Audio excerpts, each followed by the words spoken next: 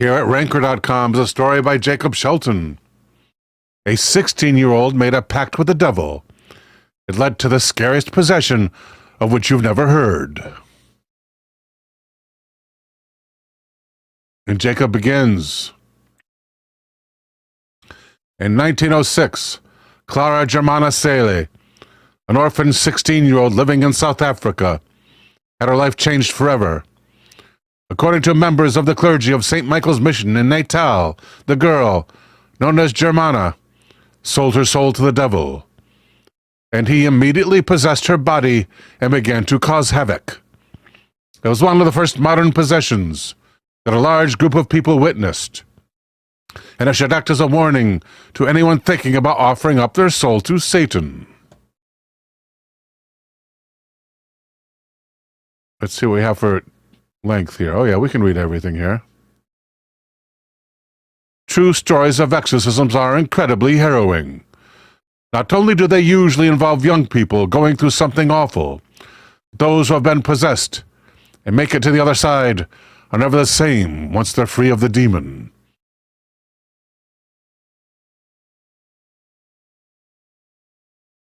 Notifications? No, thanks. Germana went through a 2-day exorcism.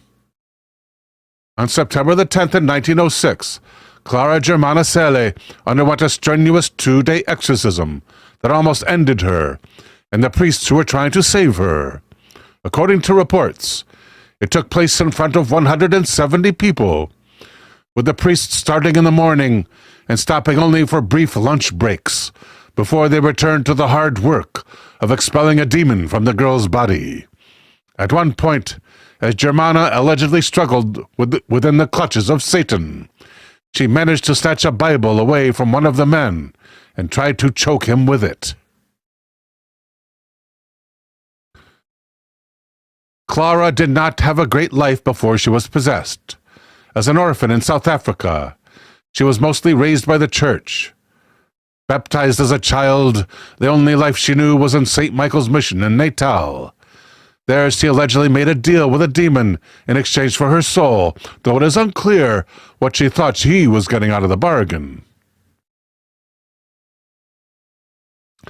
Stories about Germana's possession have taken on near-mythical proportions in retellings. One of the most horrifying things she allegedly did was slither around on the floor like a snake. One witness claimed that during the exorcism, Germana's body lost all its rigidity and became rubbery like a serpent.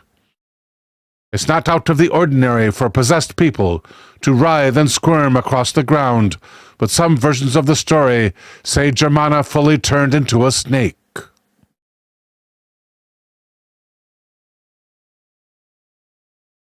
Many stories about Germana's possession say she was averse to all forms of religious iconography during the ordeal. But in A History of Exorcism in Catholic Christianity, by Francis Young, the author claimed this might not be entirely true.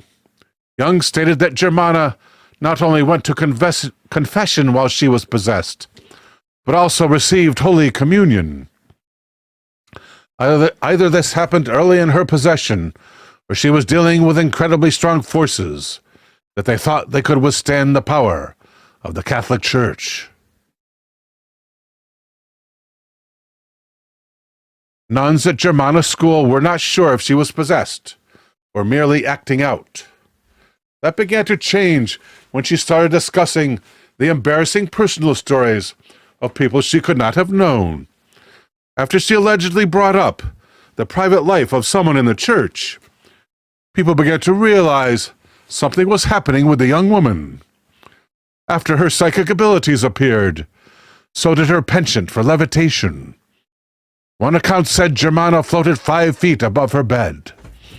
Father Rasmus Herner, one of the priests who later performed her exorcism, recalled that Germana floated often 3, 4, and up to 5 feet in the air, sometimes vertically, and at other times horizontally. After her possession, Germana could speak multiple languages. Witnesses claimed that after her possession, she was able to converse in and understand multiple languages, According to one of the nuns, the 16-year-old could suddenly speak French, German, and Polish. Becoming a polyglot is a typical trait of demonic possession, so it's not surprising this was one of the first ways the girl's demonic hanger-on manifested. Germana's abrupt use of multiple languages is likely what tipped off members of the parish. Once possessed, she was not just allergic to religious iconography, she was physically revolted by the sight or feel of anything the church had blessed. Multiple people who worked on her case claimed that when Germana went into a crazed possession trance, the only thing she could do to snap her out of it was to spritz her with holy water. But the water was only a temporary solution. Throughout her 2-day exorcism, she assaulted nuns and acted out wildly every time a Bible or cross went near her.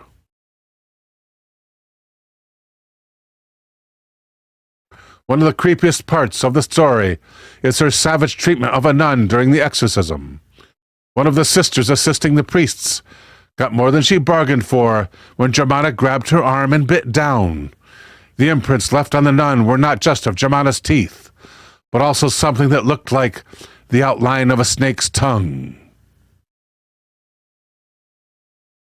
I'm getting chills from that. The nuns at the school realized something was wrong when Germana began acting like an animal and making strange guttural noises. She spoke to people who were not there and even smashed her bed to pieces. Let's see if we can get a conclusion here somewhere here. She was very embarrassed after the exorcism. According to a book called The Devil and Philosophy, The Nature of His Game, Germana recovered from her exorcism and was incredibly embarrassed about the behavior she exhibited while possessed. Rather than hide away in her room, and hope everyone would forget the insanity of her 2-day exorcism, she asked for forgiveness and dedicated her life to humble pursuits.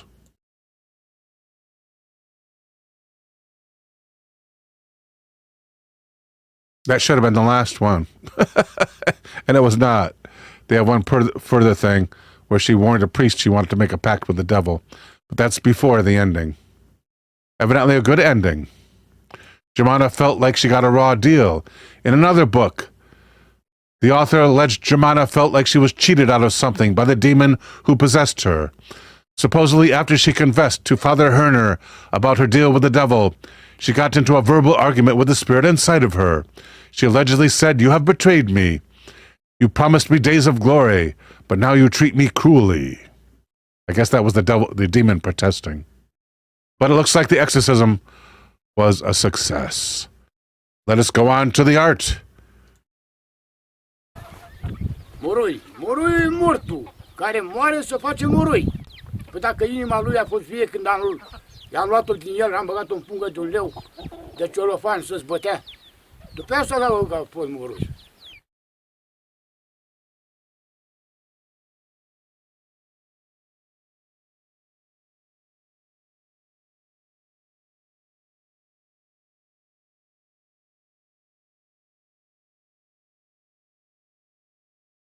Că dacă nu ne ducea să dezvoltăm să-i luăm minima, murea fata peste 2 zile.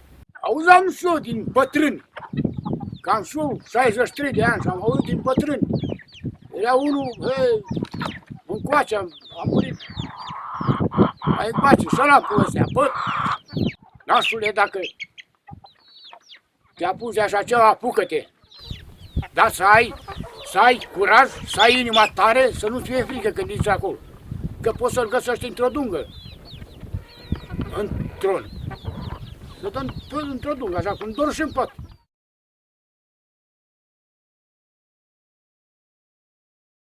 L-a omorât calul pe el.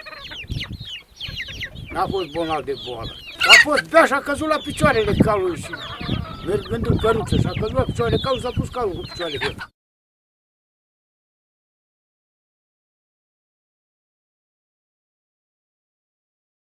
Anul 2005, când s-a întâmplat cu Marinescu, asta, cu Marinescu.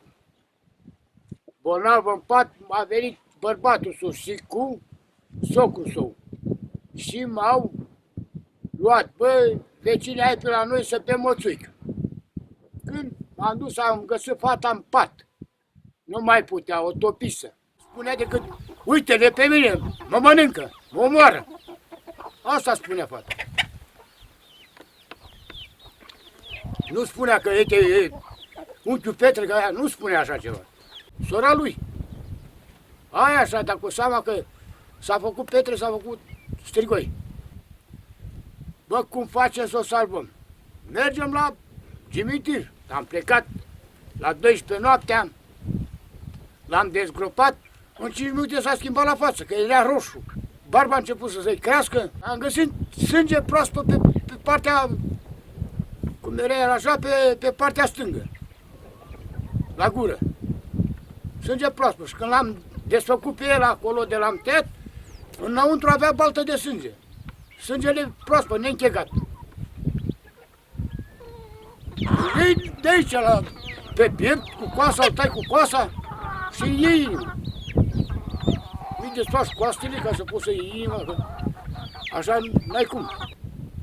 I-am luat inima, am mers la un răscruț, am făcut focul, am omorât-o în furcă, am venit acasă, am făcut focul în bătătură, pe tablă, am făcut o scrum, am pisat-o și am făcut ceai. Și am dat fetii să bea.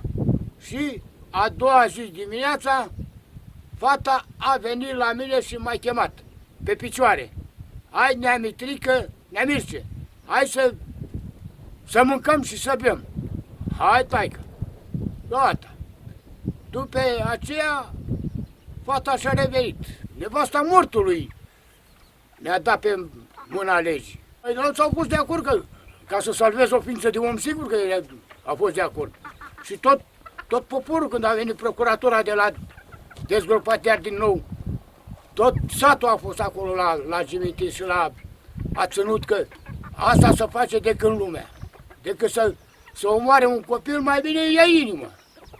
Lumea e bătrână și știe și își dă cu seama că altcineva nu, fata aia dacă n-a fost bolnavă de nimic, au luat-o de bază că așa e și așa a fost și a înviat.